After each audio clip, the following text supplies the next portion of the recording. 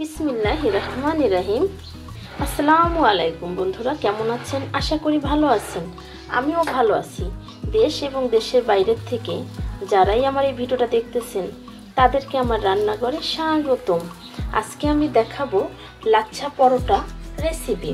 যারা লাচ্ছা পরোটা প্রেমী আছেন তাদের তো অনেক ভালো লাগবে। যারা আমার মতো এরকম পরোটা পছন্দ করেন তারা অবশ্যই আমার পরোটাটা ফুল ভিডিওটা দেখে নেবেন। অনেকেই বলে লাচ্ছা পরোটা বানালে নাকি লেগে যায়। দেখতেই পাচ্ছেন প্রত্যেকটা পরোটা কিন্তু ছুটে আসতেছে, এভাবে পাটে পাটে কিন্তু ছুটে যাবে। তো দেখতেই পাচ্ছেন যে কতটা সুন্দর হয়েছে আমার লাচ্ছা পরোটাগুলো, একদমই কিন্তু এই যে বের হয়ে যাচ্ছে। আজকের রেসিপিটা আমার কেমন হয়েছে অবশ্যই কমেন্টে জানাবেন। অনেকে কিন্তু এই লাচ্ছা পরোটাটাকে সিরা পরোটাও বলে। একদমই দেখতে পাচ্ছেন, একদমই মুঠো নিলে একদম। হ্যাঁ, তো চলুন বন্ধুরা দেখে নেওয়া যাক উপকরণগুলো কি কি লাগে।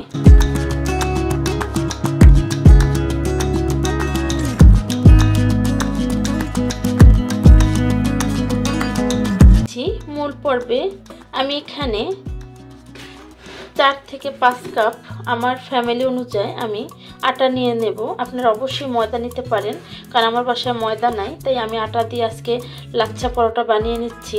এখানে প্যাকেট থেকে দুধ দিয়ে দিয়েছি, গুঁড়া দুধ আরও দিয়ে দেব, কারণ দুধ যত বেশি হবে ততই খেতে কিন্তু এটা মজা লাগবে। স্বাদ অনুযায়ী লবণ দিয়ে দিচ্ছি, চিনিটা একটু আমি বেশি দিই লাচ্ছা পরোটায়। এখন দিয়ে দেব রেগুলার সাদা অয়েলটা। এই পর্যায়ে এটাকে মাখিয়ে নেব।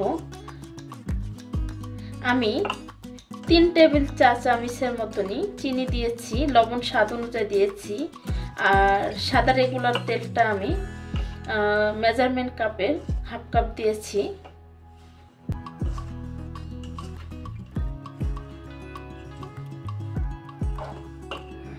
এখন পানি দিয়ে দেব।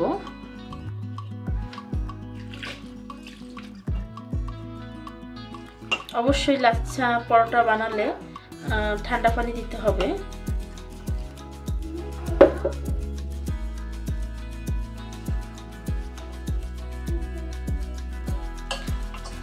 আমার আটাটা খুব সুন্দর করে মাখানো হয়ে গেছে, আর লাচ্ছা পরোটার আটাটা কিন্তু খুব সুন্দর করে মেখে নিতে হবে, বারবার এভাবে করে ময়ান করতে হবে। একদম বাটারের মতো হয়ে গেছে, এভাবে মেখে নিতে হবে। তো এই পর্যায়ে আমি আমার সাইজ অনুযায়ী আমি লেচি কেটে নেব।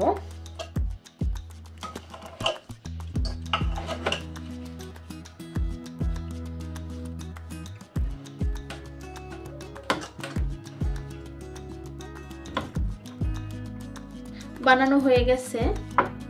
এই পর্যায়ে এখানে রেগুলার সাদা অয়েলটা দিয়ে দেব, দিয়ে আমি আধা ঘন্টার মতনই রেস্টে রাখবো। আধা ঘন্টা রেস্টে রাখবো। এই পর্যায়ে দেখে নেব লাচ্ছা পরোটা তেল দিয়ে বেললে সবচেয়ে বেশি ভালো হয়। এভাবে করে তেল দিয়ে বেলতে হবে।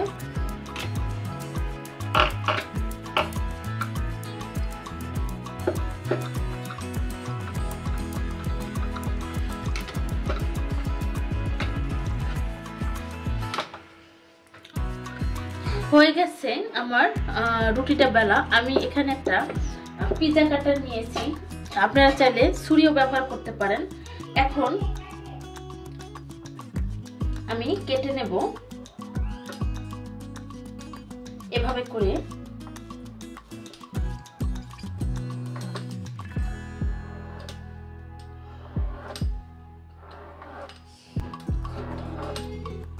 এটা যত চিকন হবে ততই কিন্তু সুন্দর হবে। এই পর্যায়ে এখন এভাবে করে ছুরির সাহায্যে এটাকে মুড়িয়ে নিতে হবে।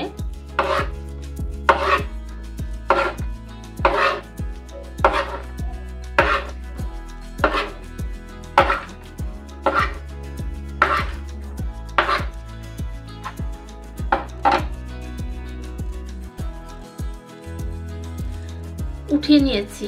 এখন এগুলো এভাবে করে টেনে নেব। হয়ে গেছে। এখন এই পর্যায়ে এই সাইডটা ধরে একটু এভাবে করে নেব। এই পর্যায়ে এভাবে করে শেপটা দেওয়া ধরবো।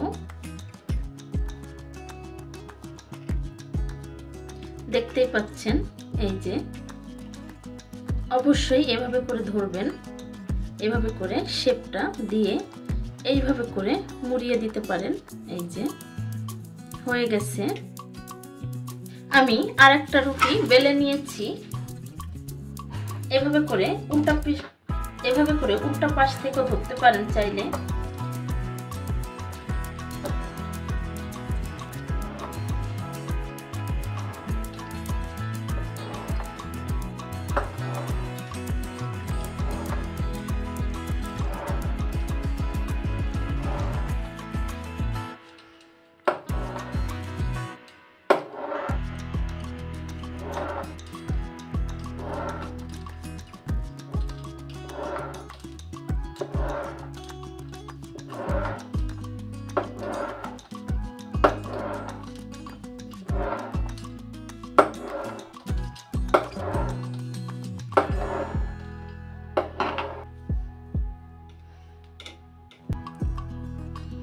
আপনাদেরকে কিন্তু আমি দেখিয়ে দিচ্ছি কিভাবে আমি এটাকে মোড়াচ্ছি।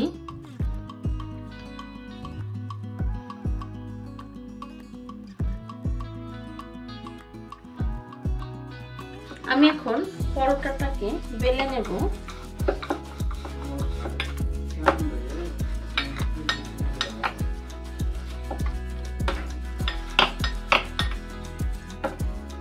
হয়ে গেছে এটা আমার বেলা। এখন আমি প্যানে দিয়ে দেব।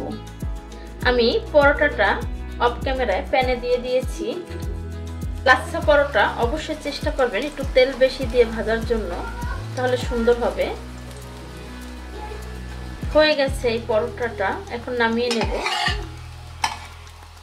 আরেকটা দিয়ে দিয়েছি।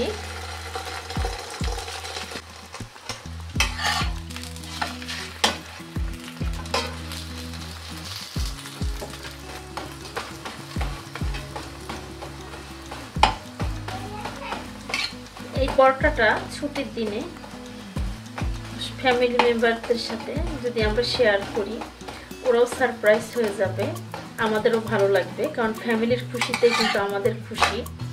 আর বিশেষ করে লাচ্ছা পরোটা বানাতে একটু টাইম লাগে, তো দেখা যায় সচরাচর কিন্তু হয় না, সপ্তাহে একদিন বা মাসে 2-3 বার এরকম আমরা নর্মাল পরোটাটাই বেশি খাই।